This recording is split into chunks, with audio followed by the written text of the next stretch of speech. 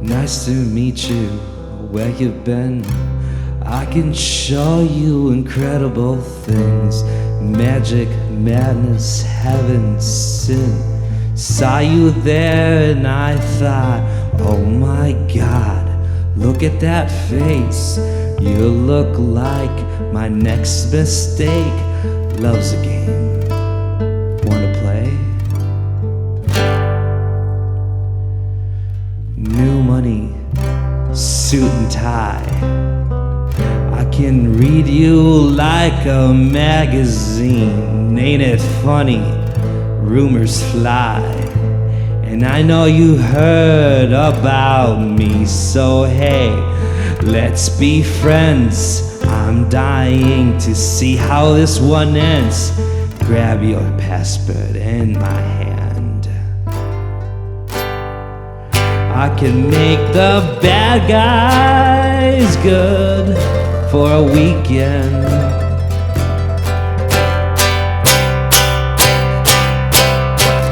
So it's gonna be forever, or it's gonna go down in flames. You gotta tell me when it's over. It's the high worth the pain. Got a long list of ex-lovers that tell you I'm insane. Cause you know I love the players and you love the game. Cause we were young and we were reckless. We'll take this way too far. I love you all breathless, or with a nasty scar. Got a long list of ex-lovers. They'll tell you I'm insane, but I got a blank space, baby, and I'll write your name.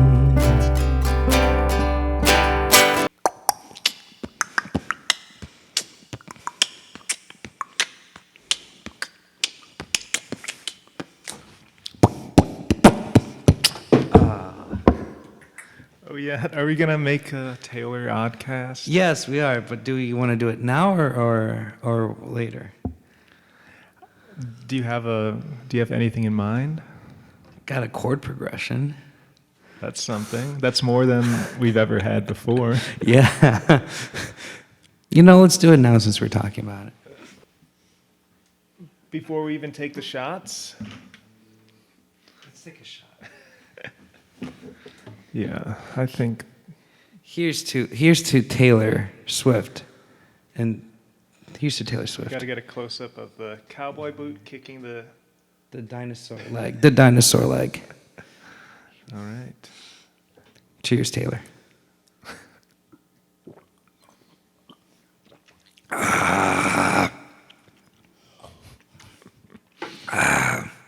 It's like robbing alcohol. That was vodka, by the way, for everyone who did not know. Yes.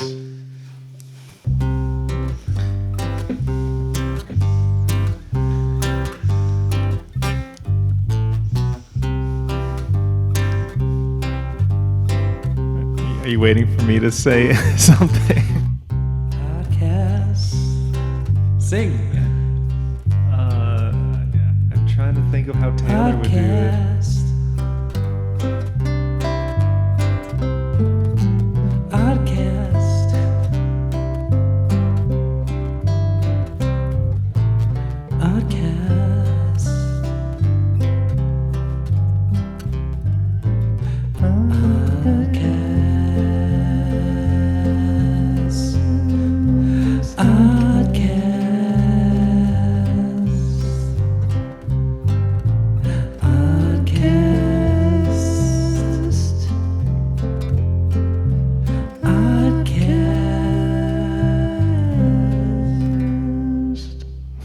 Wow. I don't know how Taylor Swifty that was. It was more like maybe it was folklore era Taylor when she went very acoustic Going back to her folk. countryside. Yeah. Maybe we'll try another one later. We'll try another one. When we get more drunk. So like we're recording this when France and England is playing at the World Cup. And as I'm playing this, I'm looking at your art piece that went over there. So we can, you can zoom it later. And I see the French flag. Did you do that on purpose? Talking about the one with the mirror? Yeah, the one with the mirror. Where do you see oh my God, there is a French flag. Did you do that on purpose? No. Was this? I'll How put long in ago did you do photo. this? Over a year. Over a year. It was about last fall, 2021. Yeah, in the mirror, right? The blue, white, and reddish. When you see it up close, the colors are not that true to the flag. It's more like purple and like a brownish red instead of blue. And well, like, what is it that you're trying to mirror in the mirror? Trying to reflect in the mirror. Like, is the blue the sky and the white the door?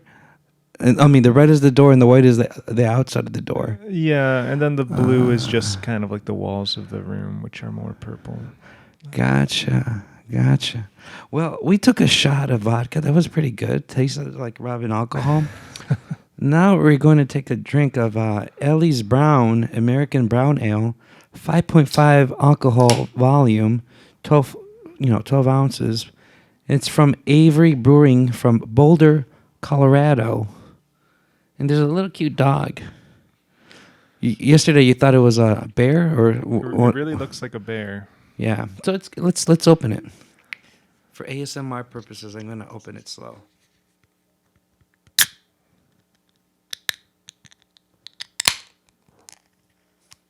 Yeah. Okay. Salute. Let's touch it. Yeah.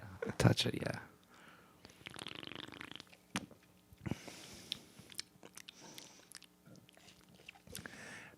Pretty good.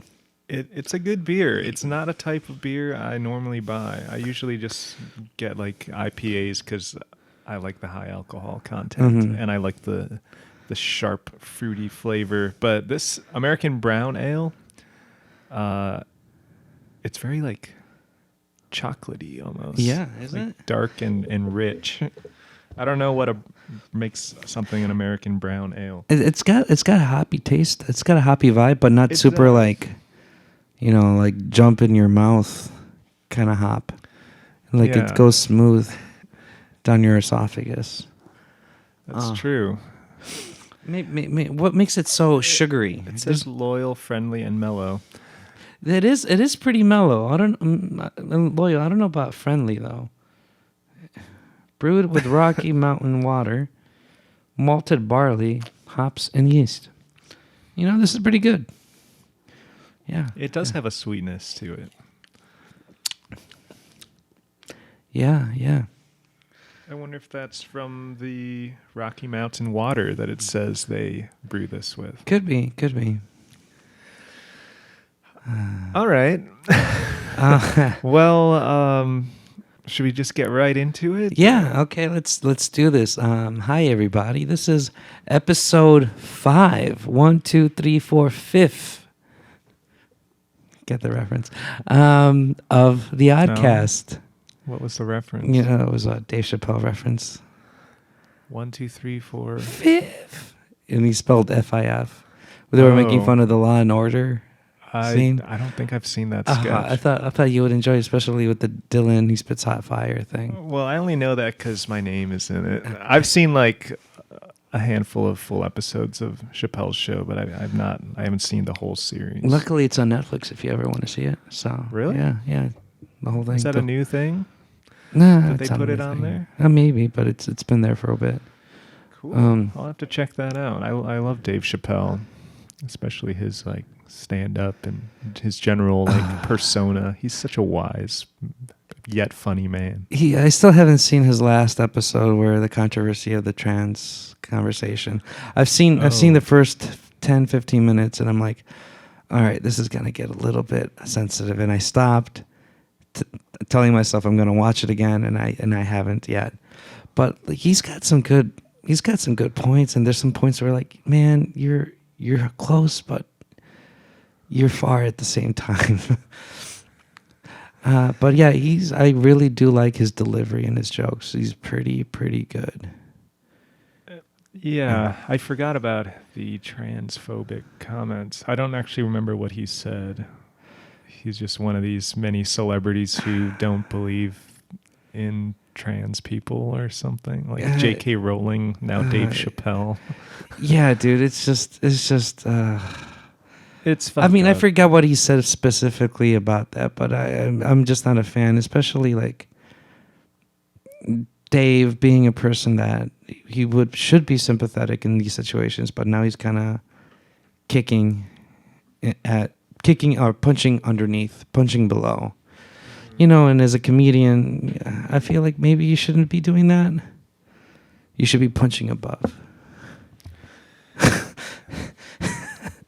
I agree. Although punching down, as they say, there's a certain sick, demented fun in it.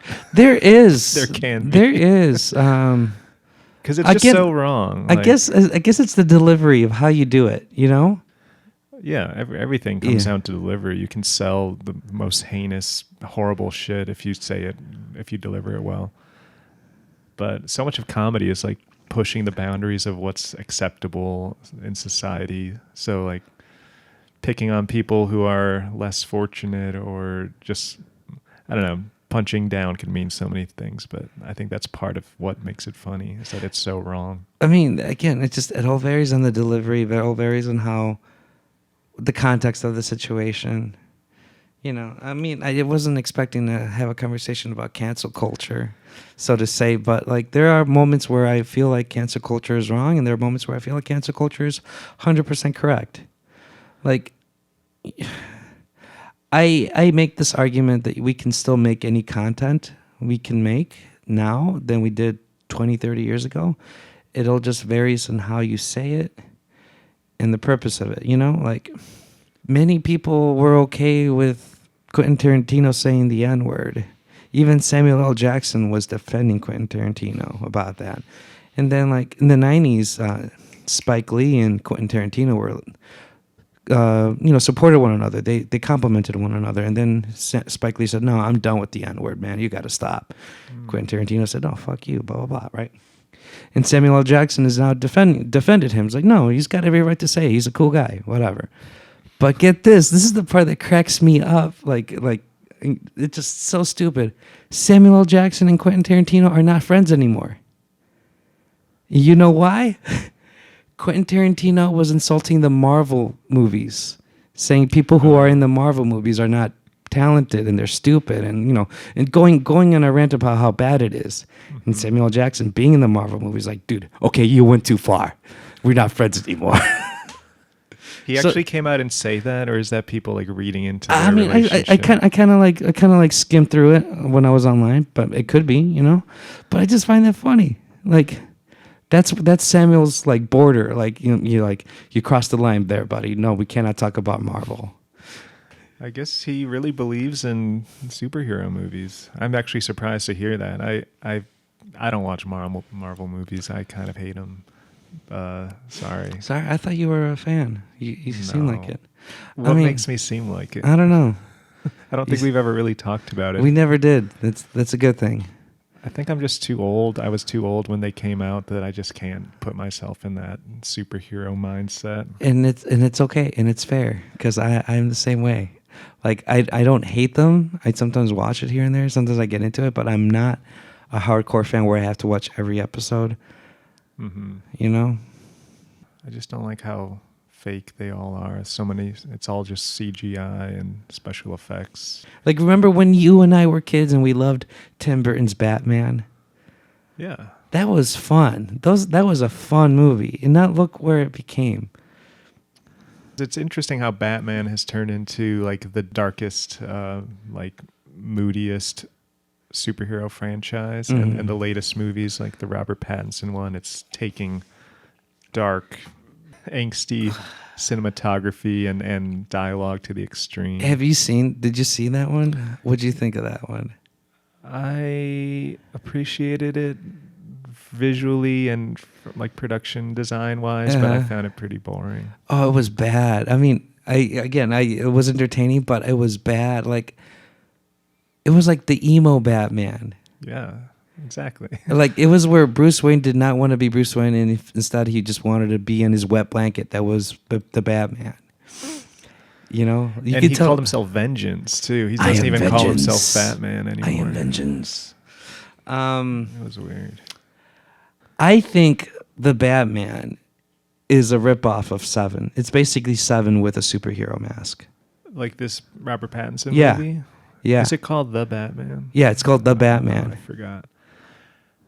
Yeah, the whole like leaving ransom notes and Yeah, everything, stuff. even the the cinematography and the colors of it. It just had that Seven vibe.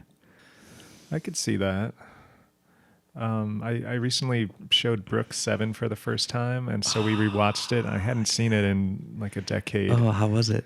It didn't really hold up as well as I thought. Really? It did. It rings pretty dated, and it's from like '97, I think. Yes. You can tell. And I Yeah. used to think that movie was so like cutting edge and modern and like well paced, but it has some. It's not a great movie, I don't think. How long ago did you see it? Like this week or last week? No, it was probably over the summer, so not that recently. But she had never seen it, and she liked it. Did she freak out in the end? Yeah, we both yelled like "What's in the box" at each other for like a few weeks after that, just for fun. It's a Spoiler pretty good alert! ending. Spoiler alert! If you haven't seen it, don't watch this part, because I'm going to ask you this question: what did you think it was in the box? There was two things when you first watched it. There was two things that I thought was in the box, but what did you think was in the box? Oh man, I saw it literally like when I was 10. Like, Oh my God! Why would you see that movie when you're 10? It was my parents rented it from the video store, and we all watched it. What, They probably told me to like shut my eyes. Did they think it was a movie about numbers? How to come to all the way to 7 or something? No, I think they were aware, but just didn't see the problem with showing 10-year-old Like graphic violence. Sesame Street approved movie? It might have even been like 8, because that's how old I was when it came out. Was that the first movie you saw? Is the first R-rated movie you saw that was I don't approved know. by your parents? I know mine. What was it? Speed. That's R. That's an R-rated movie. I was 6 or 7 years old. My parents let me watch Speed. I saw that around the same age too. Oh, so Something about that movie is like, just it's a great action movie. What is it? What makes it R? Just swearing. I think and it's the violence? swearing and the violence. Which, More than anything, the swearing. From It's I always believe just- Dennis Hopper. I believe he's the villain. I forget who it is. I just remember Keanu and Sandra. Great pair. Yes. Wish they were married. No, I'm joking. I wish Keanu would settle down and start a family. He seems like Oh, dude, a lonely man. He had a sad life. He got a wife and everything, and the wife died. I thought he's never been married. Or he had a girlfriend or something. Like he's. His partner died. Oh, yeah. I never knew that. It was somewhere in the 90s. Yeah, he's going through some mourning. I even believe he even had a kid. I don't know for sure, but like he even had a kid, and the kid died too when super young. I always think of him as like a perpetual bachelor guy I mean, with commitment issues. Not by choice. I think it was by fate. Okay, I've got to read up on Yeah, his dude. life. Once you read about his life, man, it's motivational, because like he has every right to be stubborn, miserable. He can angry at life, and he just still decides an option to be happy, which is beautiful. Really Yeah, beautiful. He seems like he's in a good place. Very, very zen. Works on his motorcycles. Zen and the art of motorcycle maintenance. Maybe that's why he's into motorcycles. Have you read that book? I read it when I took like philosophy class in high school. Is it good? I liked it. I've only read the first chapter. What'd you think of that? That was pretty good, but I was thinking to myself, how is this philosophy? That's the beauty of it, and probably why it made such a big splash in like the 70s, I'm assuming, because it's like, whoa, it's this philosophical book, but it's also about just a guy taking a road trip with his kid, I think. They ride across the country on a bike. My favorite part that I actually think about a lot to this day is how he makes the distinction between riding a motorcycle and a car, and how when you're like on a road trip in a car, you're basically just watching TV. You're looking at the world, and the world outside the window, and it's like a screen. as opposed to a motorcycle, you're like in the world. There's no separation between you and the elements. So it's a lot more dangerous. You can get hurt really bad or get killed. But the trade-off is like you're speeding through the world with no barrier really. It just made it sound very romantic, but I don't think I would ever buy or get on a motorcycle willingly. Yeah, I mean, I'm always curious about it, but it's a scary thing. It's a scary thing. It is. But going back on the numbers, episode 5. Episode 5, and it's gonna be. You decided to go with Midnights. I'm just gonna cut that in there, but that was smooth, huh? Funny how I introduced that. It was so funny how crazy your reaction was. Midnights. I don't know who they are. That's the name of the album. Who's the artist? No! You're making me listen to Taylor Swift.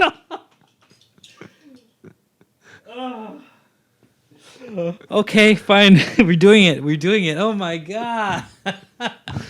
Why? Oh my God. Because I was confused. Like, I know I said I don't know who that is, but like the first thing that popped in my head, but even though I said I don't know who that is, the first thing that popped in my head was this metal band called Midnights. Okay. And it was right after we had this conversation about you don't like metal or you don't listen to much metal. So like you put me like in a weird situation. Like, we're gonna listen to metal? I thought you didn't want to listen to metal. And then you said, then it hit me like, oh shit, Taylor made an album called Midnights. So. Okay, I want to explain this because I've been having these thoughts about this podcast and like, how come we haven't been just like doing more like rock bands, metal bands, like stuff that I think we both like listening to. We like the idea of rock bands, but I don't find them that necessary to talk about. I mean, maybe one day we'll get back to that. I mean, what I've been doing is it's music that I want, that I'm curious. Like the Dylan one is because I love talking about Bob Dylan with you. You know, and I want to get into the nitty gritty, you know, with Bob Dylan. What else did I choose? Björk, because I wanted to listen to the new album and have a reason to listen to the new album, and challenge ourselves in that. And I think that was a great episode. Yeah. She's a really interesting person to talk about, and that suggestion came out of like left field. But I'm so glad you chose Björk. But. Like our first and most successful episode is still the Smashing Pumpkins one, which is wonder if we need to talk about more classic rock bands. Is it because what makes classic rock classic rock? I think it's purely a time is it like span. If it's over 25 years old, it's classic rock? Isn't that the cutoff to be inducted to the Rock and Roll Hall of Fame? Is it your first release was 25 years ago? Yes, or more? Yes, and also same thing for what's considered vintage. In terms of guitar gear or something? In terms of everything, if you want to go to a vintage store, it has to be 25 plus. Oh. So, I see. Or maybe it's the fact that we talked about the discography. I mean, there's people out there who want to listen to the whole thing.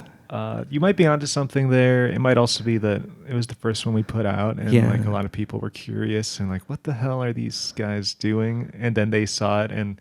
Like, you can't please everyone, and not everyone's going to be interested in what we're doing. So now, like, a couple hundred people are sticking with it, watching it, which I think is still a good reach for our 4 episodes so far. And I think it's great that we have, like, random people commenting on it. Like, I'm still happy that the Bob Dylan one commented on it, about the bass... In Murder Most Foul, right? Murder Most Foul was in it. But I think that person was incorrect because you were right that there's a cello in that. Yeah. I listened back to it and there is a bowed bass for sure, but there's definitely a stringed instrument that is not in the range of a double bass. Okay. So I think you were right when you said cello. And now it's time for me to listen to that 14-minute song again. And then there was also the comment on Björk about like how Medulla was there was a documentary about Medulla, which I want to Yes. see. You can see clips of On on YouTube, YouTube. yeah. I saw there's actually like small snippets of a lot of her albums, which was really cool. After that comment, I went through and checked out a bunch. It was fascinating. I'll be honest. I was a bit. I was thinking that I'd be a bit disappointed on the Björk one, thinking that we wouldn't be talking that much about Björk, but I think we did talk a lot about her, which is pretty awesome. I mean, sorry, now we're complimenting one another, but it's okay. Like one thing that resonated me with what you said about Björk is how she sounds a little bit standoffish and like facetious because of her music being really weird and the lyrics being good, but at the same time you were saying that she was down to earth because she's using these simple words to get her message across, and because English being her second language, that helps a lot, and because of that you felt like she was not being, hoity-toity situation. Yeah. So I enjoyed that comment. It was really good. It really made me think about it, and you inspired me to listen to her music more. And I think I listened to Fossora again afterwards. Wow. So- I haven't gone back and listened to it. I've been listening to nothing but Taylor Swift. Well, let's talk about her. Yeah, what made you want to listen to Taylor Swift? Is it the same reason with me with Björk? She had a new album. Let's listen to the new album. That's part of it. I had already heard like Anti-Hero and Bejeweled, like two of the singles from it at the last recording, and I already heard those and I liked them. I liked the singles, so I did want to hear the whole album.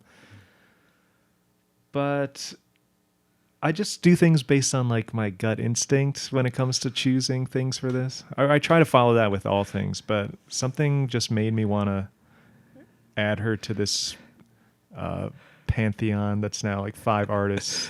We should have a chalkboard, right? And put Oscar's picks and Dylan's picks. Yeah. Because so far Dylan's picks is Smashing Pumpkins, Kanye West, Taylor Swift. And me is Yeah. Bob Dylan, Björk. Speaking of, you mentioned, is that all? You've only had 2 picks? Yeah. Damn, I'm sorry. Dude, well, I mean, we'll even up this time. I'm the Mr. Even and you're Mr. Odd. True. Yeah.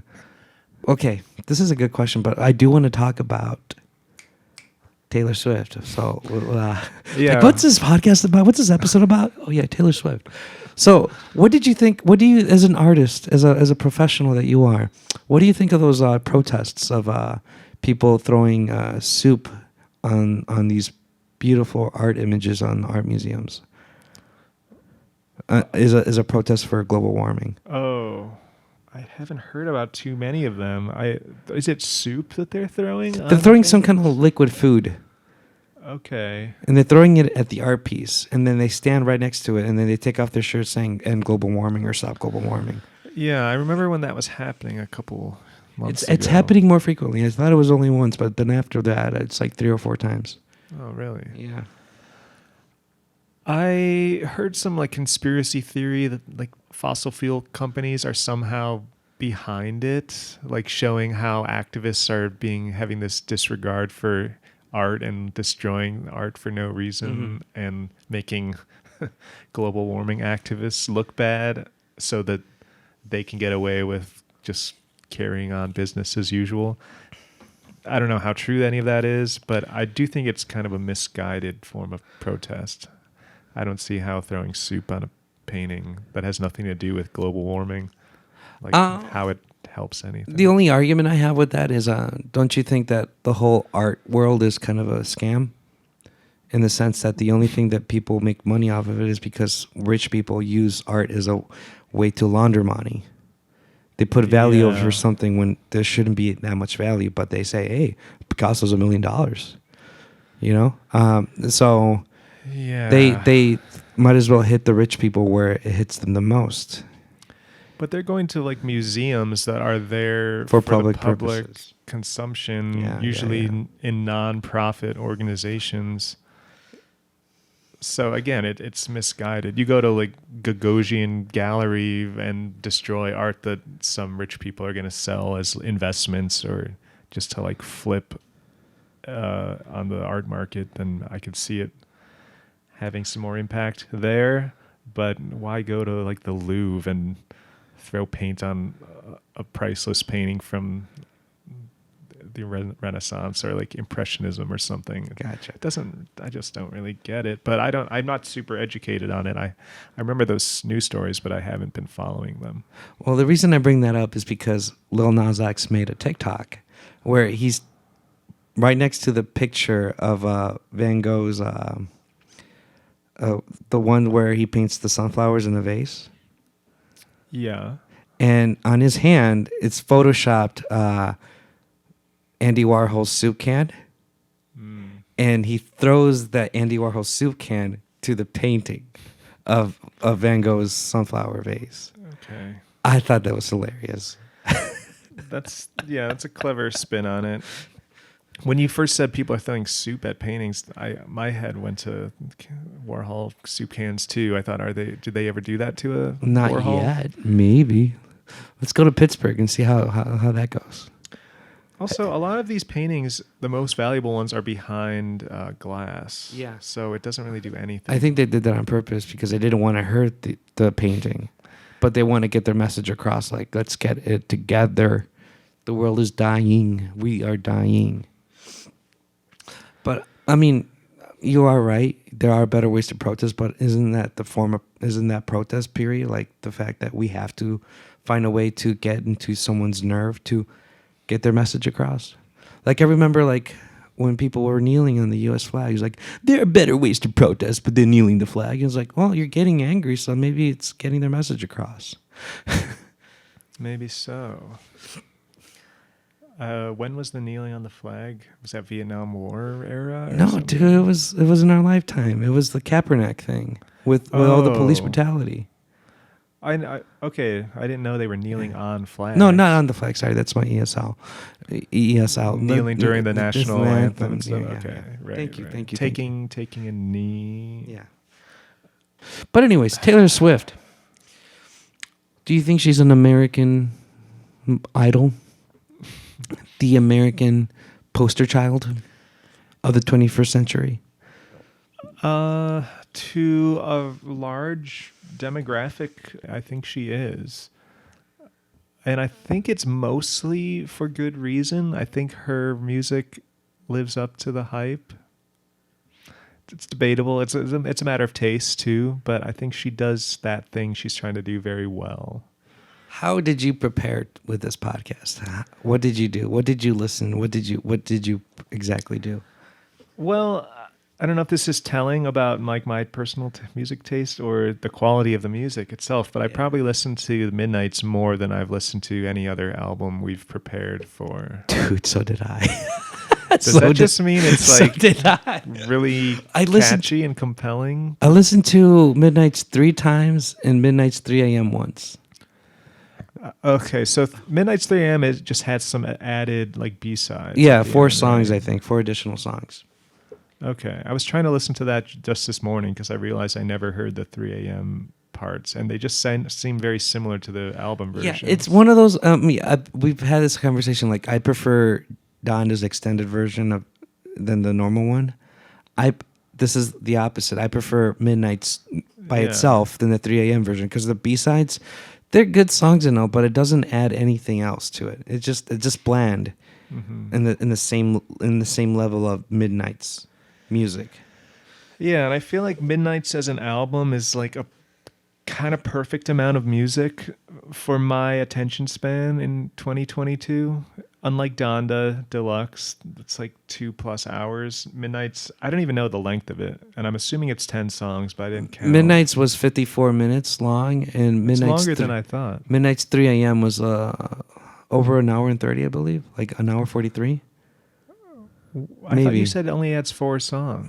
Maybe it was hour and 10. I forget. That sounds more like but it was high up there, in my opinion. That surprises me. I thought Midnights would be more like in the 40-minute range. Just how it goes by quick. I thought it was going to be 70 minutes long because Lovers was really long. See, I never listened to that full album. Dude. I didn't like the songs she was using to promote it. Like the song where she's like, Lover. I like that song. It was a good song. I don't like it. It makes me cringe for some reason. Okay, so Sorry, Taylor, if you're watching this. So yes, I hope you do watch this. Dave, so what did you do to prepare to listen to the stuff? About the same as you. I listened to Midnights all the way through 3, maybe 4 times, and I listened to scattered songs from her, or the rest of her discography, mainly the ones that I just like. I have a friend of mine. He's a huge Swiftie fan, huge fan. Wow. And I was thinking to myself, I need to listen to another album to compare. I shouldn't compare, but like to get the full vibe of it. And I don't want to listen to her first album because she's still a kid. It's got that campy country thing I don't like. Like it's not full on like her. Like she's just trying to like be a box for the country pop box, that right. America was making. So I asked him, like, you are a Swiftie. What should I listen to? I do not want to listen to Red because I've already, I'm just not in the mood. I don't want to listen to 1989. And he said to me, listen to Fearless. Fearless is pretty good. Was that the first one? Second to first one. Second. 2008, 2009, I forget. Can you name a couple songs off of her? it? Her most famous song is in it. Love Story? No, no. You Belong to Me, yeah. Okay. That's in it. So I listened to it, and you see growth. You see growth from this album and that growth, and you also see the opposite of growth, immaturity. What's the opposite of growth? Regression.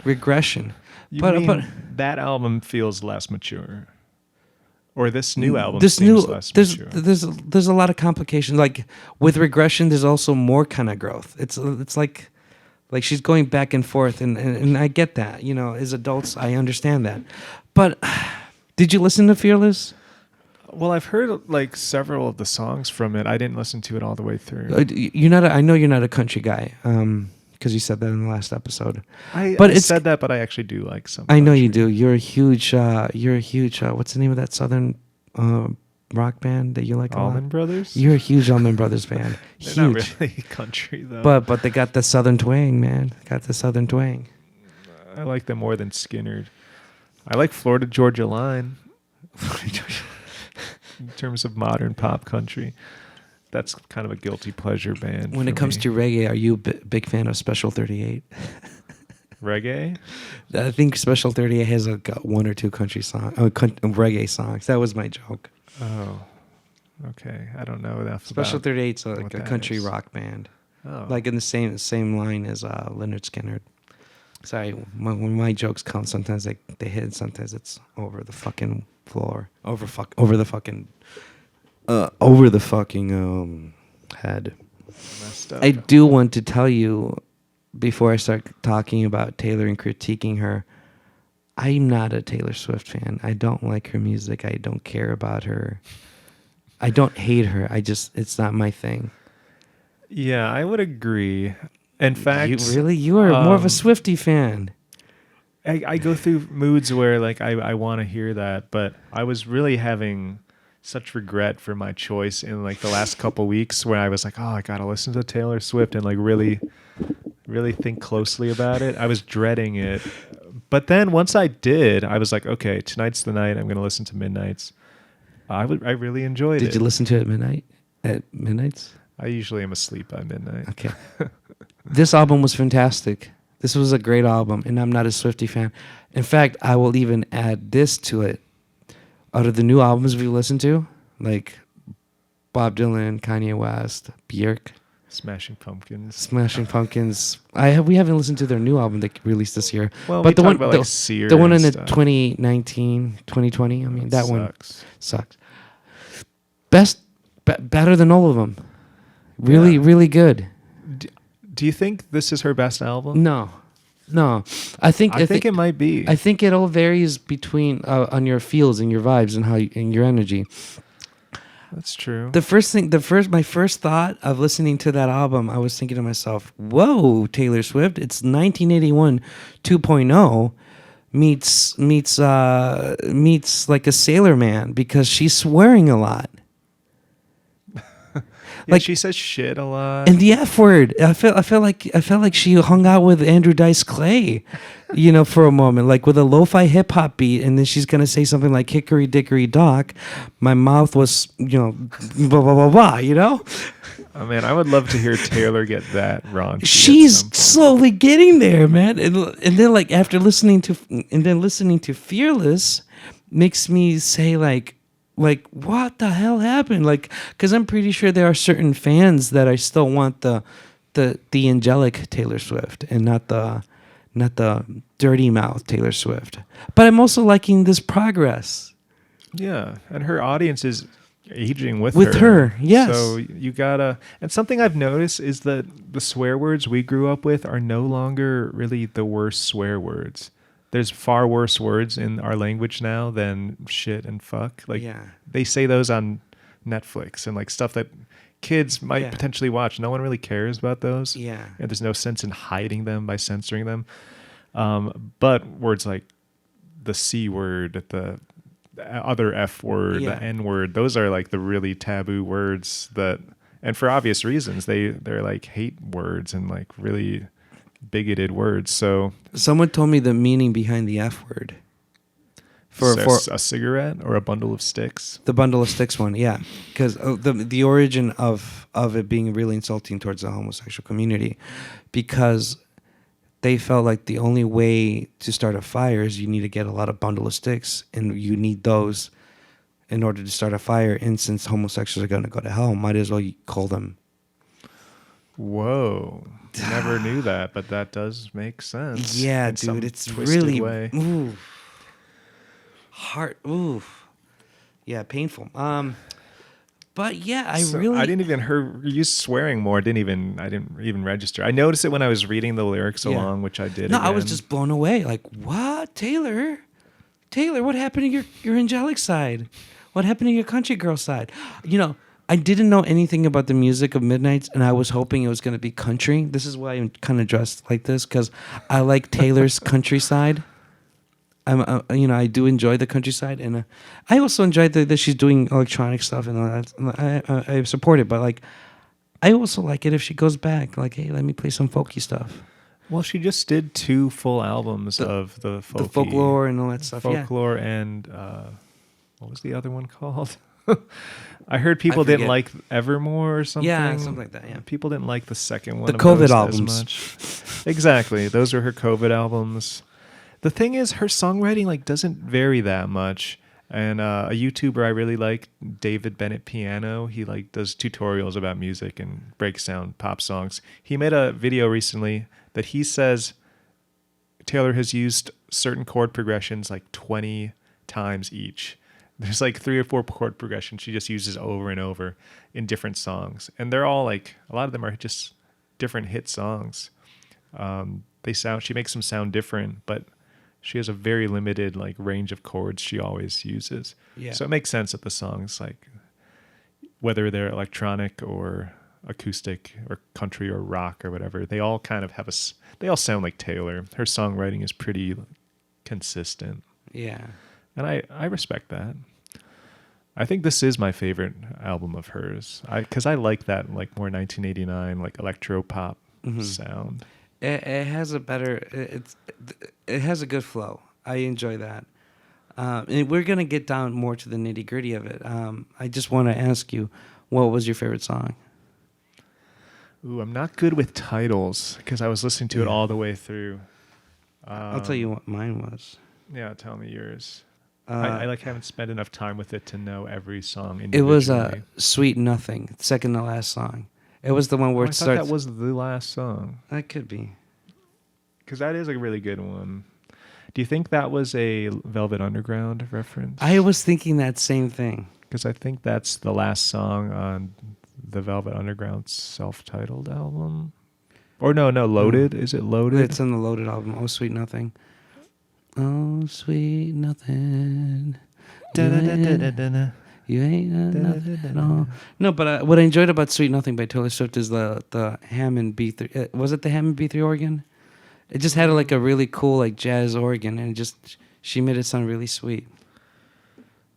Do you know much about the production of the album and who it was produced? It was produced by Antonoff, and one of the things that I didn't listen to the COVID albums, Evermore and Folklore, so maybe I should not say this, but I'm going to.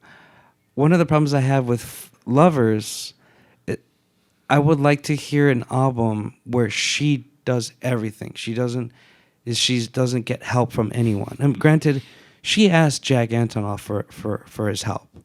So I get that, but like I want to hear just like a nitty-gritty Taylor Swift, even with the mistakes and everything. I just want to hear that, Yeah, she can play guitar. She's slowly getting there. She's slowly getting there, The thing is, we don't know really how much is Jack's input in the songwriting and how much is just her like coming up with stuff. I feel like it's mostly her because her style is so consistent. But it helps to have that other person to bounce ideas off. No, I think that's one thing that she noticed that she liked a lot, especially with 1989. She did that with co-writing songs and then Reputation and all of that. So, I think Jack Antonoff is a really good influence on her songwriting. Yeah, it was good. They have good chemistry. I'll say that they have good chemistry. I don't know if you've ever heard like Bleachers or Jack Antonoff's like own music project. I really don't like it. I find it kind of grating, honestly. Like he tries to do this pop version of Bruce Springsteen, and I like some Bruce Springsteen. I think it's because he's like from the Northeast and like probably grew up listening to Springsteen. Is he from Pennsylvania? I feel like he might either from be from New York City or New Jersey. One of the two. Because Taylor's from Pennsylvania. Oh, that's right. Yeah. I always think of her as more of like a Southern or like a Nashville or Texas person. She has that vibe since she's close to those. What do you call them? Those people? Not Mormons. What do you call them? Amish. She lives close to the Amish folk. Oh, that's why she has that acceptance of the countryside. Man, you know more about Taylor's like biography than I do. It's not because I listened to Fearless. Sorry, going back to Fearless. Like, does she talk about her life story? A little bit. Like, and this is one thing I enjoyed about Fearless, and this is one thing I enjoy about her. Like I talked about this in other episodes. I prefer songwriters where they're vulnerable, and Taylor is showing her vulnerability at a young age in her career with this. My favorite song of Fearless is 15, where she talks about like, hey, I was naive when I was 15. I thought I was in love with this dude, but I'm not, and I thought I loved him for a long time, but it didn't go that way. But hey, I'm gonna find love. And then like, I don't know how many years later, you hear in like Moonlights, and I'm listening, and you hear the like insecurities in that album, her anxieties and her issues with being famous, but you also hear the issues that she has about her love life. There's moments where she's also blaming the man, the person, like, hey, you effed up, but she's slowly also realizing like, hey, maybe I'm the problem. Yeah, she takes a lot of like responsibility for things on Midnights. Yeah, I found it very mature. Like a therapy album. Yeah, it is a therapy album. I also don't enjoy the cryptid stuff. Like what? Like the cryptid stuff in the sense of like it was all my ideas. I planned all of this all along. I planned for you to act like this. Maybe she's joking towards people who thinking that she does this. Or maybe she's being legit, like, I'm playing all of you people because I know how to play the game. Like, I'm making a joke in the sense, but, like, Floyd Mayweather, I don't like him as a boxer, but I will give him credit that he knew how to play the game. He knew how to, he found a way to cheat on boxing by just scoring the right amount of points for each boxing round. So maybe Taylor found a way to cheat the game of music, saying, I know how to get people riled up. I know how to get more fans and get more popularity, and that's through controversy of hearing rumors. Because, sorry, I do want to go ahead and speak about that. That's a great comparison. Think about her as Floyd Mayweather, the technical boxer of pop songwriting. Yeah. I think you're onto something there. She knows exactly how to play the game with her music and everything around the promotion too. because I also want to say she's playing society in a way. Like, did you watch that Hulu documentary about Britney Spears? No. Ooh, bro, watch it. It's good. Basically, Britney Spears is a victim of society, of how society wanted her to be a certain something where she wasn't. She just wanted to play music, but at the same time, they wanted to sexualize her. They wanted her to be the girls next door kind of girl, but also like, oh, she's kind of dirty, But she's nice, but she's kind of dirty. And then like all the pressure from Britney, because that Britney received by society, she cracked. And then talks about the relationship with her dad and how her dad took advantage of her, blah blah blah. But I'm only talking in the sense of what society's doing, and I feel like Taylor was this close in being Britney 2.0 and cracking up on by that pressure. But I feel like she knew how to play that game and take advantage of it, or maybe she might not. That's where I'm kind of like worried for her, because I don't want that to happen to anyone, but. That's one of the biggest downfalls of being a celebrity. I don't know if it's like Taylor's family and her upbringing, but I don't see that ever happening to her. Like, I feel like the people around Britney and like really took advantage of her, and maybe just her personality and her outlook on life, like made her susceptible to being manipulated like that. I think Taylor's a lot more self-aware, and also has more agency. Like knows what she wants and is powerful enough to not fall into that trap. Who knows what could happen in a few years? But I think she has a good head on her shoulders. She's not going to go crazy. And unlike Kanye, she's got a good team to help her out. She's got a team that loves her. Yeah. Sorry, now I'm comparing her to Kanye, but I wish, like, and that's a good thing that she's writing an album like this that talks about her vulnerabilities and her fears and her anxieties, which is one thing I enjoy, comparing that to Fearless, the 15 song, because she still has that courage to talk about her feelings, which can be sometimes hard to do. Yeah. Mailman. It was the mailman. This is the segment where we'll be doing ASMR.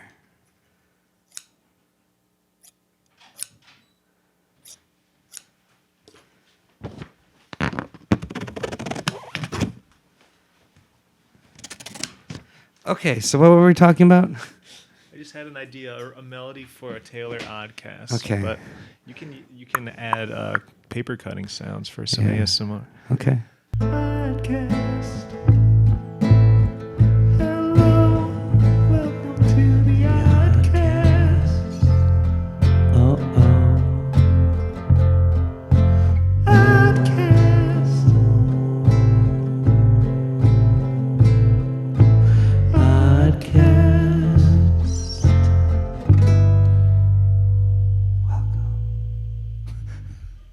That was pretty good. The first one was better. We'll probably just use the first one. We can use both of them. It's fine. But what were we saying before we took a break? I think we were talking about Taylor's self-awareness and ability to not fall into some of these celebrity pitfalls. Yeah, but she's also causing them.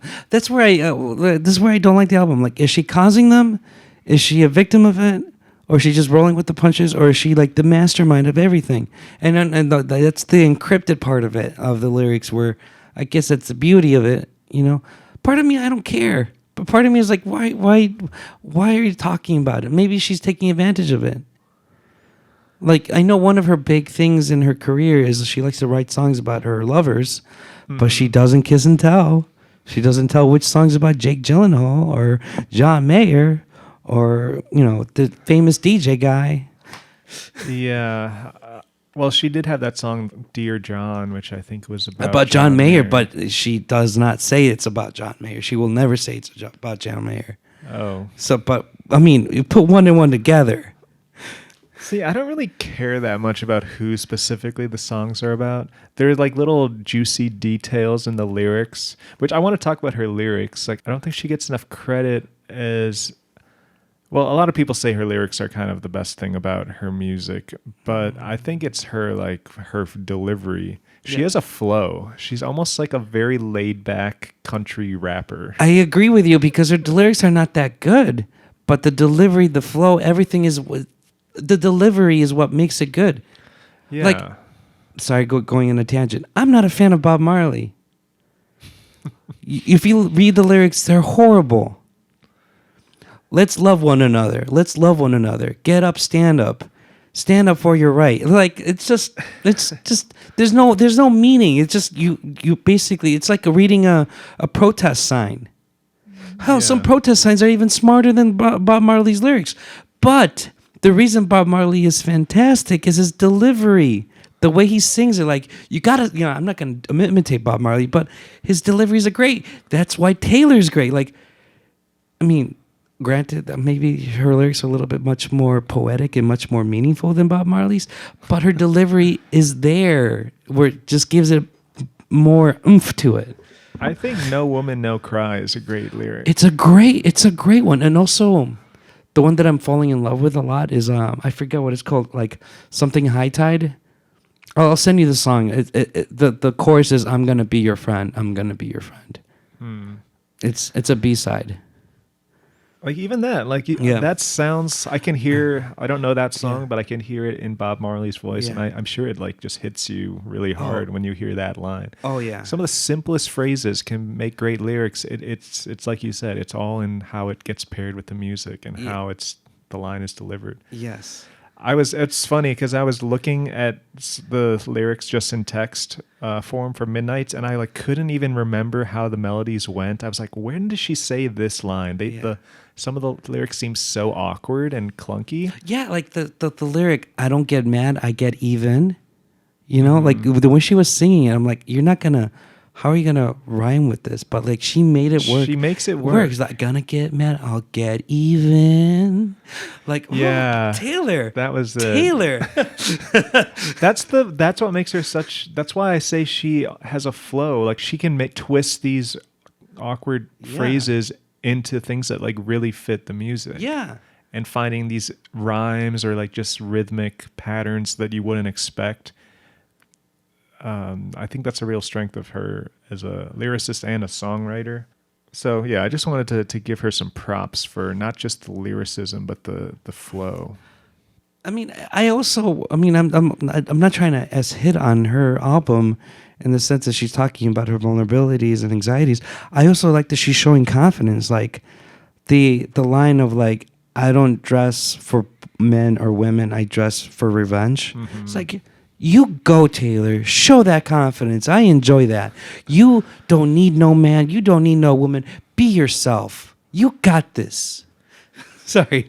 I enjoy those little things. That was Vigilante, I think, the name of the song. And that... I could totally picture her on social media or something, just crafting the perfect call out of some person, some ex or just some person that upset her, and I trust her for being morally right, which is something I don't do of Kanye or any of these other celebrities. Taylor, I think no matter how mad she might be at something, if she someone upsets her or she feels hurt by something, I feel like she would do the right thing. Yeah, no, I get that. She seems like a very good person. She is. I it sucks that there are certain people out there who are against her. This the fight with Katy Perry.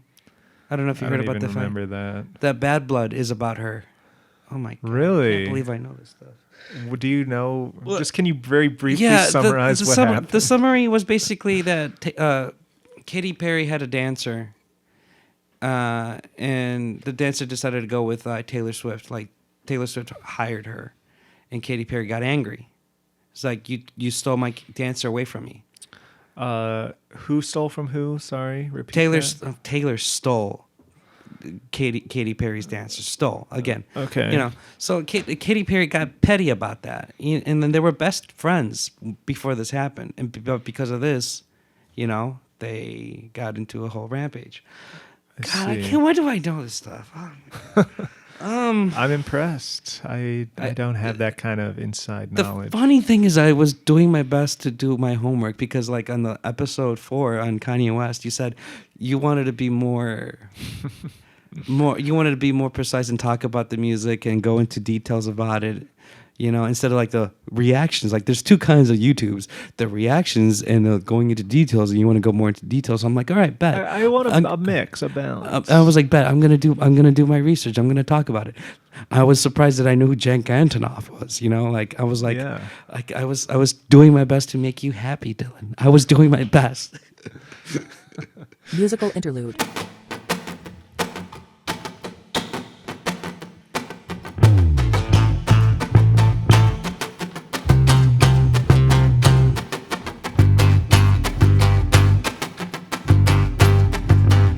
Say I'm too late, got nothing in my brain. That's what people say. That's what people say. I go on too many dates, but I can't make them stay. At least that's what people say. That's what people say. But I keep cruising, can't stop, won't stop moving. It's like I got this music in my mind saying it's gonna be alright. Cause the player's gonna play, play, play, play, play. Haters gonna hate, hate, hate, hate, hate. I'm just gonna shake, shake, shake, shake, shake. Shake it off, shake it off. Heartbreaker's gonna break, break, break, break, break. Faker's gonna fake, fake, fake, fake, fake. I'm just gonna shake, shake, shake, shake, shake. Shake it off, shake it off. I never miss a beat. I'm lightning on my feet. That's what they don't see. That's what they don't see. I'm dancing on my own. Make the moves up as I go. And that's what they don't know. That's what they don't know. But I keep cruising. Can't stop, won't stop cruising. It's like I got this music in my mind saying it's gonna be alright. Cause the player's gonna play, play, play, play, play. And the hater's gonna hate, hate, hate, hate, hate. I'm just gonna shake, shake, shake, shake, shake. Shake it up, shake it up. Heartbreaker's gonna break, break, break, break, break. And the faker's gonna fake, fake, fake, fake, fake. I'm just gonna shake, shake, shake, shake, shake. Shake it up, shake it up.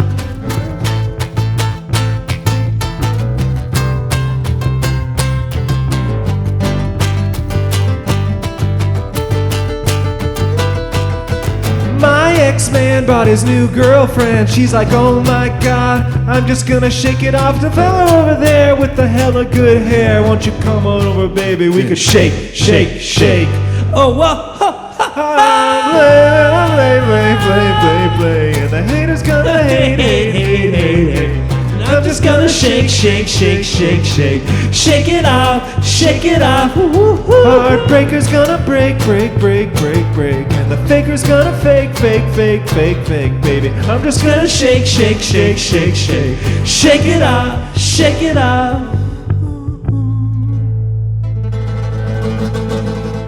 That was pretty good. 3 things I want to bring up, and then I think I'm done with Taylor. And we can still talk about it. I love Lovers. It's a great album, and I feel like all the Swift fans have this big sadness and biggest regret. They all understand it. They all get it. And they all wanted a Lovers tour. That would have been great, a Lovers tour. You know, especially Taylor Swift has. Did she not do a Lovers? No, she didn't have a Lovers tour because her mom has cancer, and they want to stay. She wanted to stay close to her mom. You know, How's her mom doing now? I think okay. She's not dead, as far as I know. Oh, I didn't even hear about that. Yeah. I can't believe I know this stuff. I'm so sorry. I'm apologizing. No, this is fantastic. I even told you I'm not a Swiftie. I'm not a Taylor Swift fan. I think the fans are noticing that you are the bigger fan here. But I'm not. I'm not. I was purposely doing my best not to know anything about Taylor Swift's Midnights this year, and then you brought it up. Okay, going back. Aren't you glad you experienced it? I mean, I don't regret it. Yeah. But I could live without it at the same time. Okay. Anyway. I probably could too, honestly. Serious question. Could you live without Grateful Dead in your life? I know Grateful Dead impacted your life in some way, shape, or form. Not greatly. You do compliment Jerry Garcia's guitar work. Yeah. So could you live without Grateful Dead in your life? Well, you can't really predict how, if like you took a artist like that out of the history, like how things would be different. We could be living in a totally different. But do you think wasteland. It's like, imagine Donnie Darko, but with the Grateful Dead? Would life be better without the Dead? How would the world be if the Grateful Dead wasn't around? It could. That's what I'm thinking. Like we could be living in the Terminator future, or it could be the most beautiful utopia in the world. I think they were always a force for good and positivity in the world. So I don't see how it could be better without them. I just thought of this right now. I think they're the trendsetters, the birth makers of positivity toxicity. Like, hey, everything's okay, man. Your leg is hurt. It's okay, man. Just smoke some weed, man. We'll be all right, man. Oh, things are horrible. Don't worry about it, man. It's like, well, let's try to fix it. Is that a thing? Positivity toxicity? Yeah, dude, it's a huge thing. I know that's not always constructive. Just be like, oh, everything's fine, even if it's not. But is it the same thing as toxicity? It's in the sense where like people don't want you to talk about your sad feelings or any feelings you have that are, sad. So they're like, go ahead, don't be sad. Don't be sad. Be happy. You're fucking alive.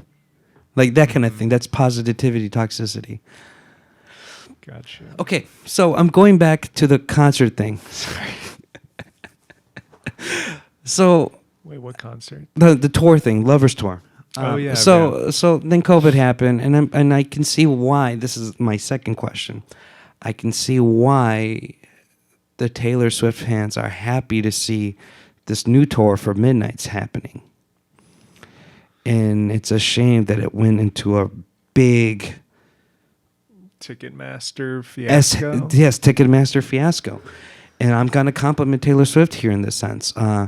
You and I know Ticketmaster is horrible.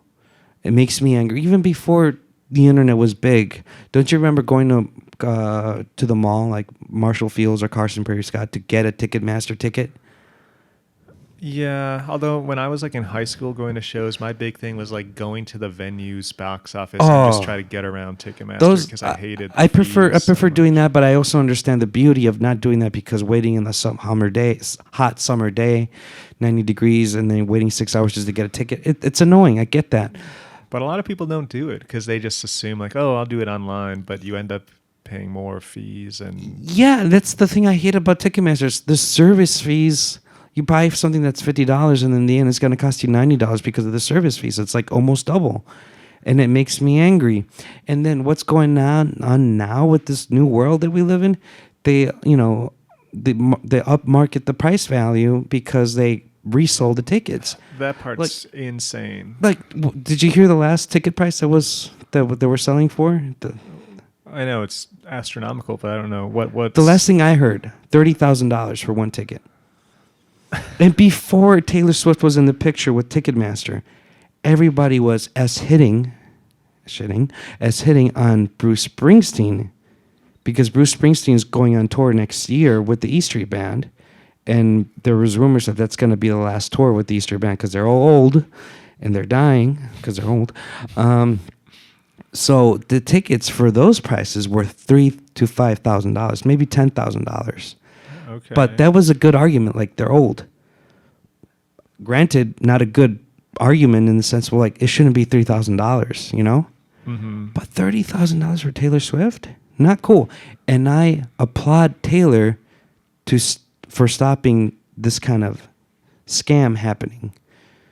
She made an argument, a comment, or she made a comment about it towards Ticketmaster that she doesn't want that to happen. The tickets that you buy is yours and you cannot resell it or anything like that. You know, they're yours and yours only. She kind of But she's still using Ticketmaster, right? I think so, but she's calling out Ticketmaster, which I'm happy for. It felt like it was too late though, because this tour I guess had already gone on sale and stuff. Maybe new. I don't know. I don't know the full details, but I know that what she's doing is the new tickets that you're getting, you cannot resell them. They're yours. And there's like some kind of technology gimmick where you cannot resell it. And it's like, that's the price and that's it. I mean, that's good in practice, but it also like it's like buying an airline ticket that's non-transferable. That's gonna like fuck some people over just who like can't make the show and they want to give it to their friend. And but it's already non-transferable in the sense of like, you know, there are certain rules where maybe you can buy a warranty on it or insurance on it, and you can do that. There's that, and then still they get more money than the ticket's value.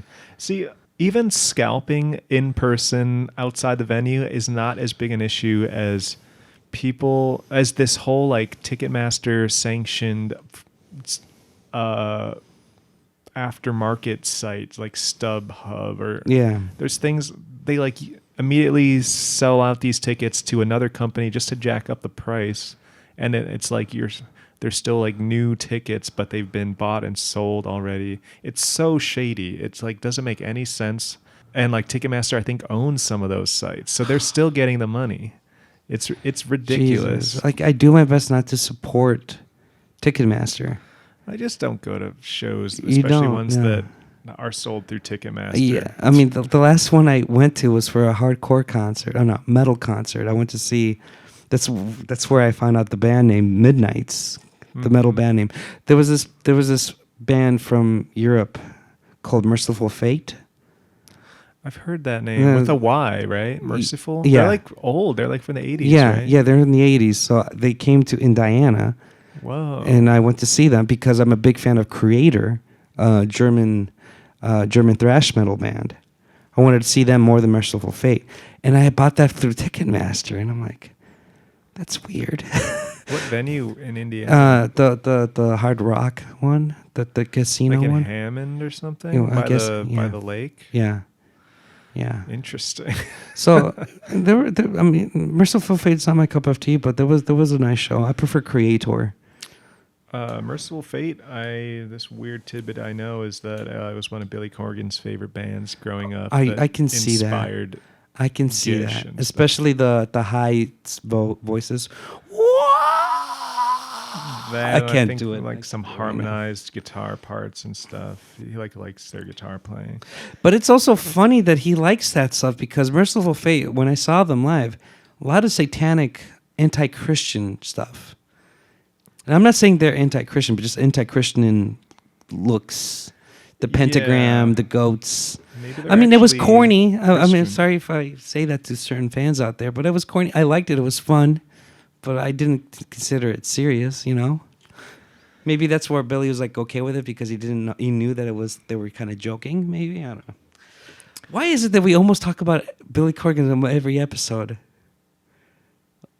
I don't know. I've noticed we've been like talking about all of our past which is fine topics because we're drawing connections between these things. We're creating a sort of catalog of our thoughts about popular music. So. And I'm glad that I was kind of bummed out, but now I'm glad that we didn't talk about Joe Rogan in the last episode. We forgot about Joe Rogan. And you just brought him up. Mm-hmm. So thanks a lot. 4 out of 5. 4 out of 5 for Joe Rogan.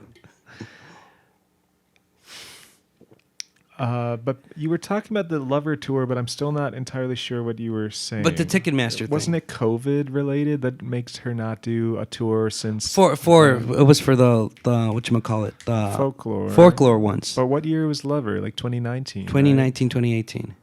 And she didn't tour on because that? her mom had cancer and she wanted to stay for her to take care of her mama. Got it. But like, so this is like her you know, because the reputation, no pun intended, of Taylor Swift is that she plays really great tours. Like she's a big bang for your buck.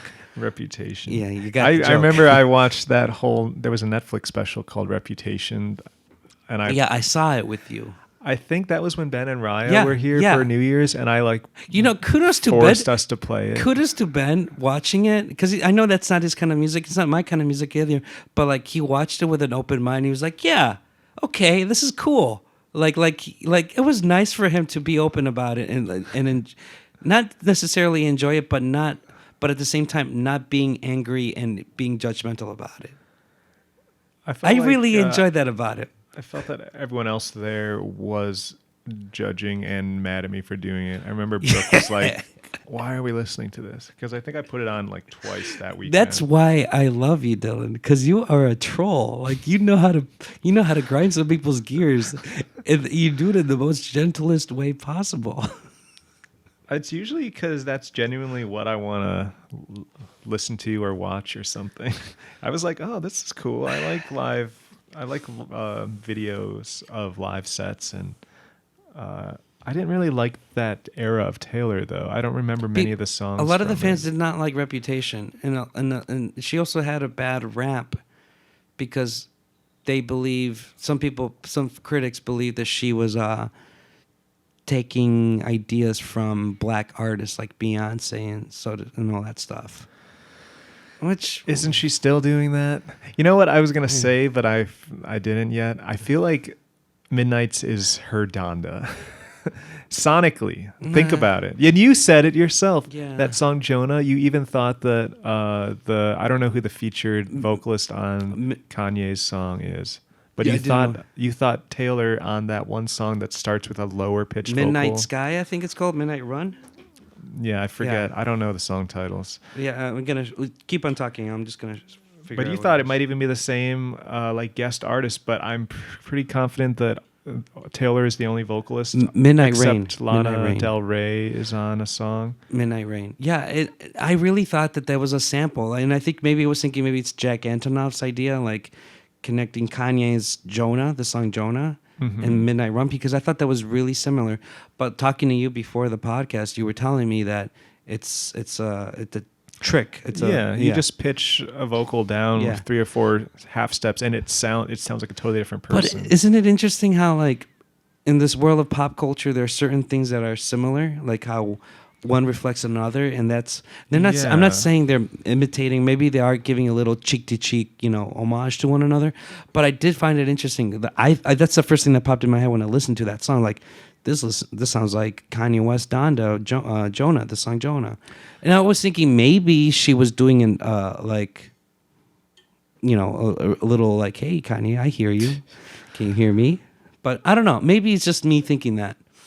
No, I think it's definitely there. The whole album has that sound of like modern spacey synthy R&B and it's generally not my favorite thing when artists just default to that like synths, electronic drums, and like lots of space in the mix. I feel like it's kind of a lazy way to just make your music sound current. But I think she does it very well. As opposed to with Kanye, I was like, I miss the old college dropout Kanye Late Registration where he's like packing the mix with all these soul samples, and it's a very dense, like eclectic mix. But what's great about Kanye is he's challenging himself and doing some new stuff. But I don't want to talk about Kanye because I don't either. But F that asshole. I really feel like Donda and Midnight's have a similar sonic palette. I mean, they do talk about vulnerability. They do talk about certain things. I don't care about the lyrical content. No, but like, but they do have that. Let's put that later because I want to talk about this other thing. Yeah, you said you had three comments. The third one, this is the most important one, and this is a huge critique against Taylor Swift that makes me angry. Remember on the last episode I was talking about Geezer Butler? Yeah. So I like the whole Gerard Butler thing. Really funny. I agree with him. Like, why do we need 3 versions of Midnight, physical copies, when it's the same album? Mm-hmm.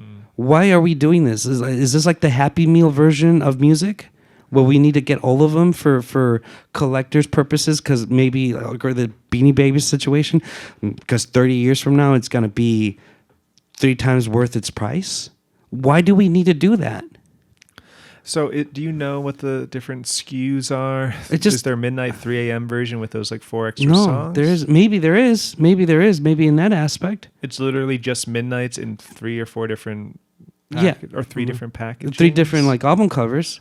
But because of what? Because it could be many reasons. It could be that. It could be just midnight with different covers. It could be, many variables of it. But because of what she did, she caused a huge delay in music, in the music culture, and not the music culture, in the Vinyl music pressing? in the music business, because all the vinyl pressing companies are delayed because they're doing nothing but Taylor Swift midnights. That's what people said about Adele when she did That too. 25 Or 27 or 29 or I forget 31. the name of the. What was the name of that? What was the title of that album? She's always a few years older than the album title. But because of the band, but there's other bands, from big bands to indie bands, they cannot make their music because Taylor Swift is dominating the music business, and it's hurting them. And I don't like that about Taylor. That's just a vinyl pressing The issue, vinyl right? pressing issue, yes.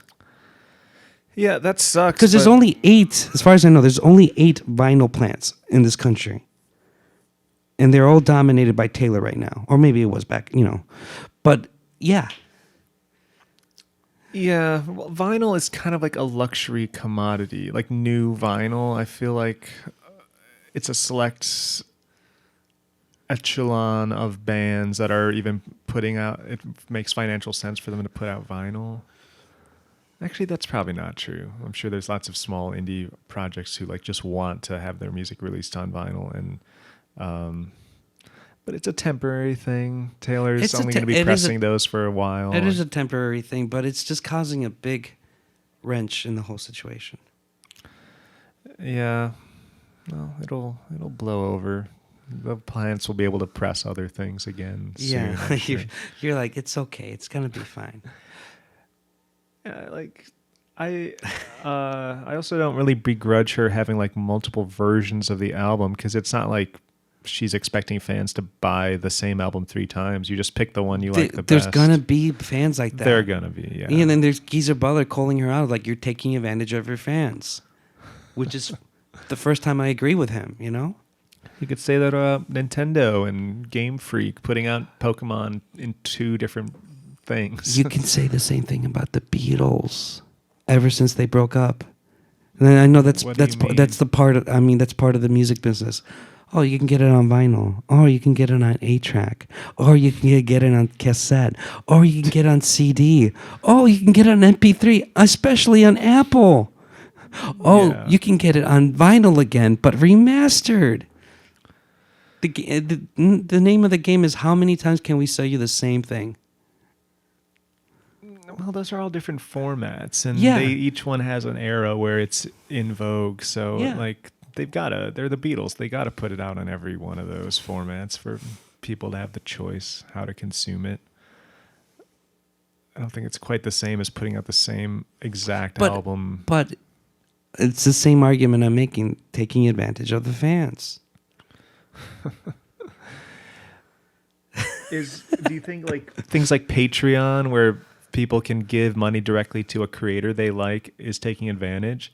Like, No, if someone really likes a person's what they're doing creatively and they want to support them directly, that's how people do it nowadays. And I Yeah. think it's actually like a really It's a really profound thing. morally and ethically good way to do it. It is. And instead of Yeah. like going through a middleman of a record label or Do you support anyone on Patreon? I support a couple podcasts, actually. Really? I only support one. Who do you support? Come on, The Best Show. The Best Show. So they do have a Patreon. Yeah. Are they? They're not, because for a long time I thought they were like actual radio transmitted show. It used to be. But now it's all online. It's all online. They do it. They do it online on Tuesday nights, and then they put it as a podcast on Wednesday morning. What do you mean? Do it online Tuesday nights? Just Isn't like like streaming? it's streamed live. I see. Yeah. So. That's And you cool. can stream it. You can even watch it live on Twitch now. They're going with the times. Twitch. Like video feed. Yeah, video feed. Yeah. Do they put out video feed on YouTube of their recorded podcast? I think they're slowly doing that because it's slowly they're putting bits and pieces on Instagram. Which, by the way, fans of the ODcast, we're doing that too with the ODcast on TikTok. Did you know when Victor Hugo died, all the brothels in Paris closed on respect of him because he was a loyal customer? I think I have heard that Isn't story. it? That's crazy. That's crazy. It's beautiful. Yeah. Loyalty. Do you read a lot of French literature? No. No. Not since high school. Not I think since I had high to read Les Miserables in high school. How was that? Was it miserable? Yeah. Look out for the TikToks. Look out in the future. You'll see some. Yeah, maybe an Instagram too. Mm-hmm. You gotta Maybe even a start Patreon. like, to support the ODcast podcast and the Artcast podcast. I'm yeah. excited for episode 3 of the Artcast. Who's it gonna be? It will remain a mystery for Dylan Robbie. That kind of rhymed. Yeah. Yeah, I still have to organize that. So was that your 3 comments about Taylor? Yeah. Should we call it a wrap and switch to the musical component? Yeah, let's do that as the last thing. So you got to introduce your next pick, but are we done? I think we're done. I mean, let me. This is going to be the game show segment. Oh, right. What are your predictions for Taylor Swift's future? I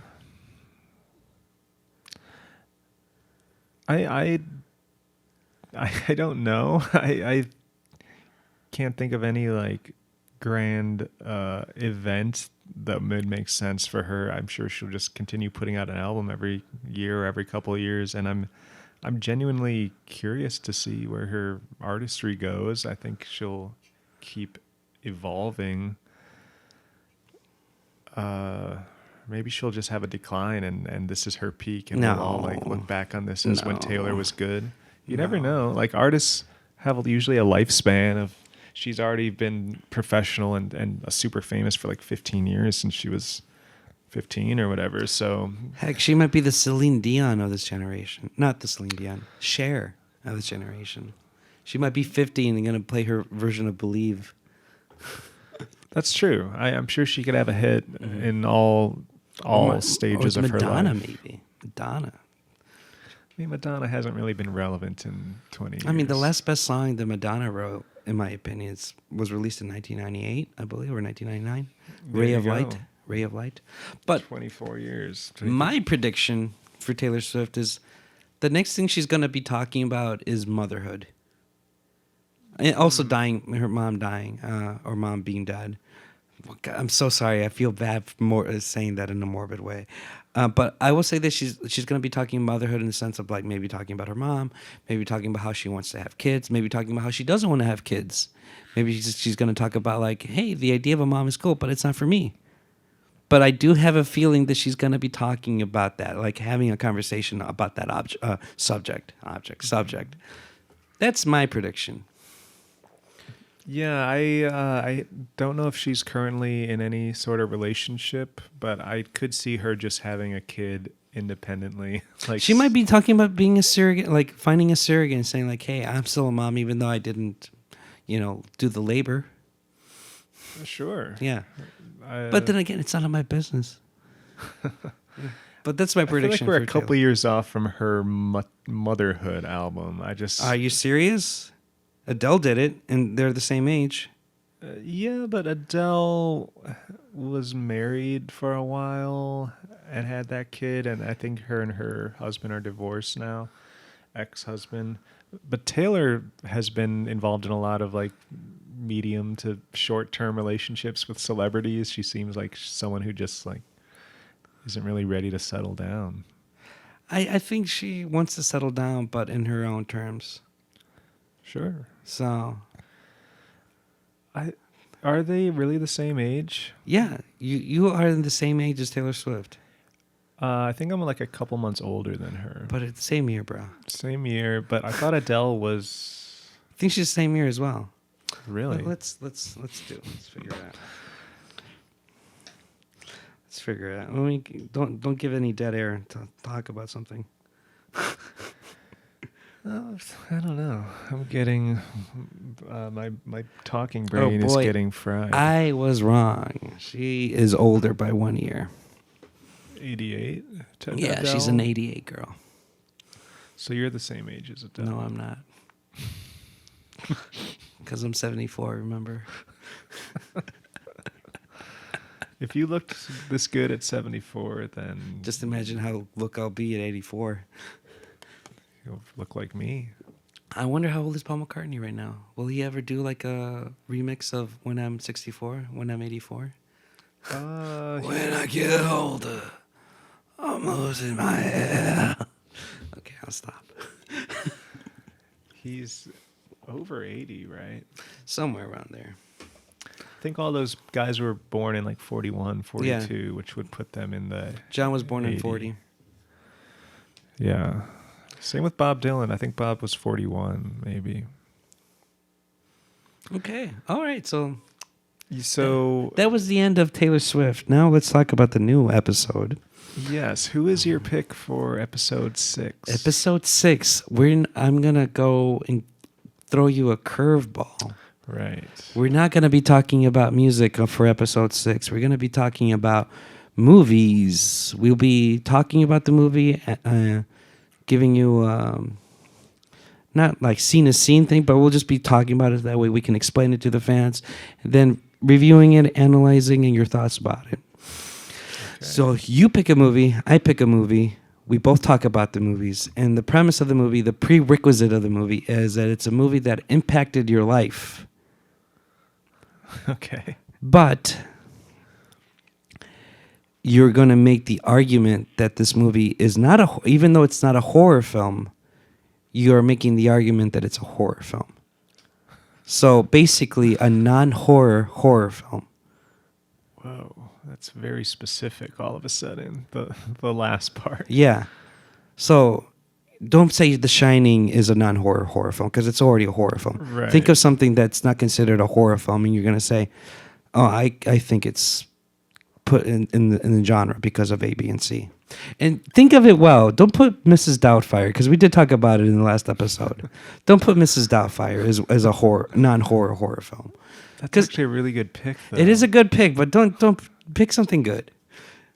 I mean, you know, I'm just giving out an example. But so the impact that it had on my life had to have been like a negative one? No, isn't one that that affected you? Like it could be disturbing, it could be romantic, it could be whatever.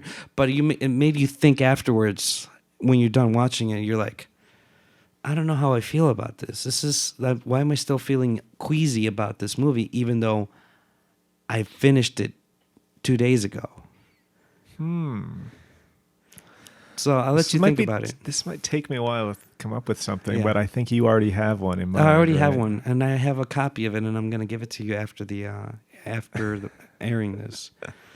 So you don't need it to watch it again? I saw it already. I saw it already this week and read about it. So.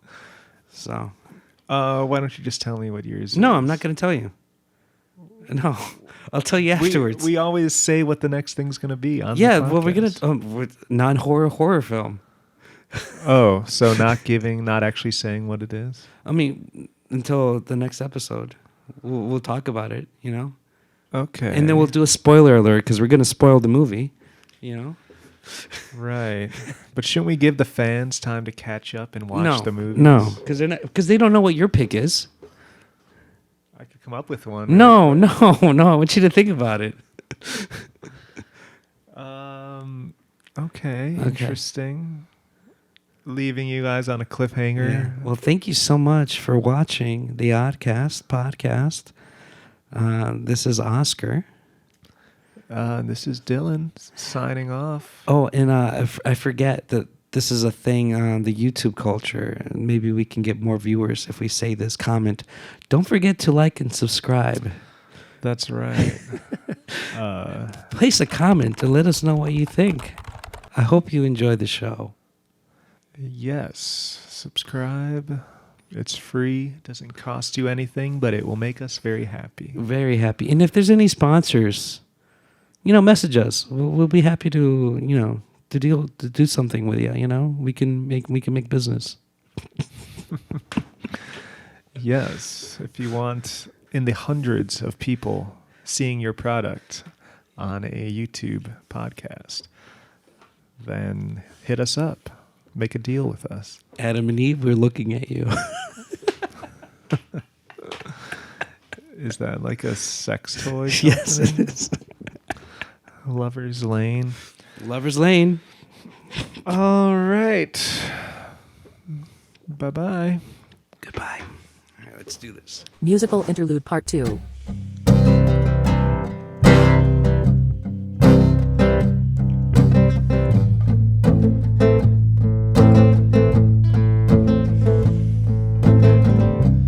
Nice to meet you where you've been. I can show you incredible things. Magic, madness, heaven, sin. Saw you there and I thought, oh my God, look at that face. You look like my next mistake. Love's a game, wanna play. New money, suit and tie. I can read you like a magazine. Ain't it funny?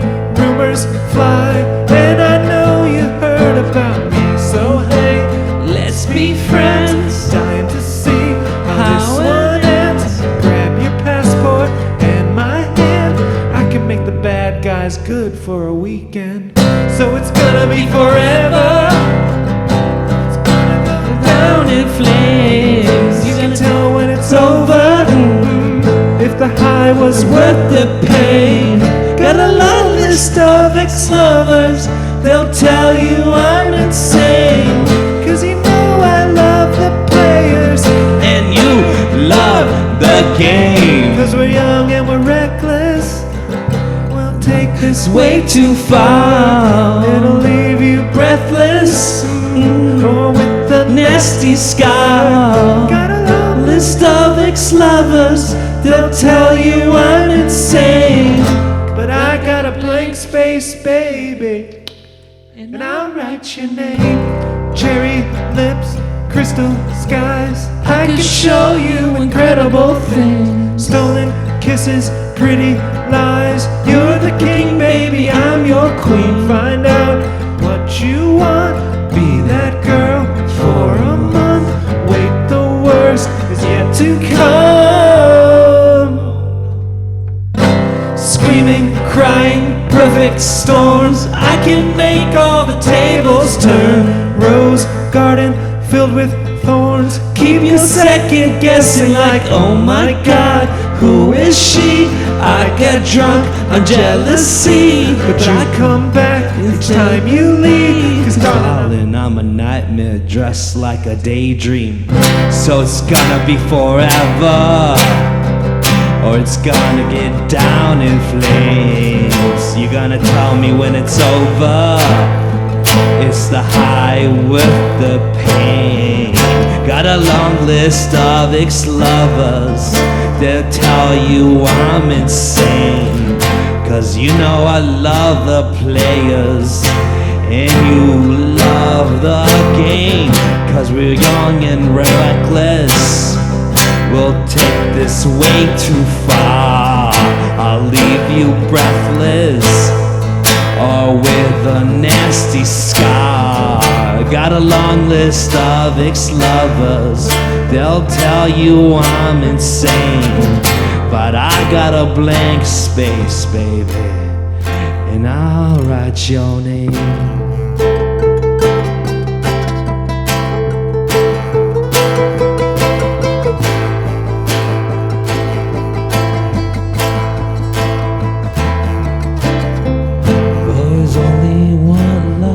If it's torture,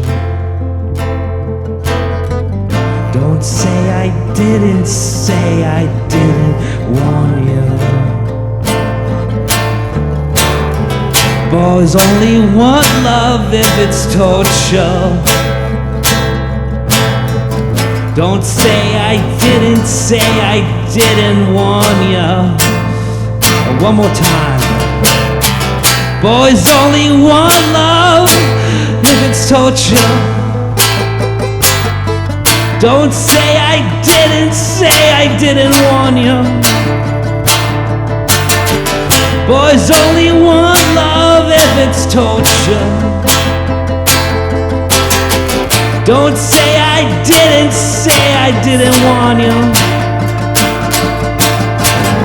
So it's gonna be forever, or it's gonna get down in flames. You're gonna tell me when it's over. But what the pain. Got a long list of ex-lovers. They'll tell you I'm insane. Cause you know I love the players, and you love the game. Cause we're young and we're reckless. We'll take this way too far to leave you breathless, or with a nasty scar. Got a long list of ex-lovers. They'll tell you I'm insane, but I got a blank space, baby, and I'll write your name. Jam, jam.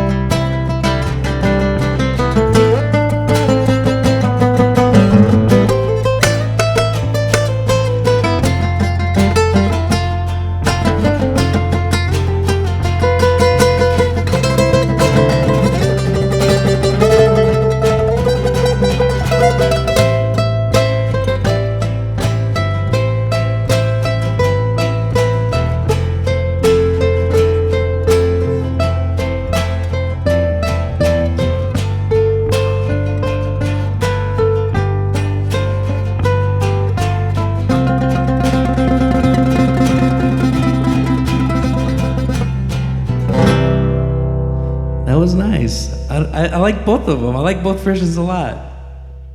Maybe we'll put one at the beginning and one at the end.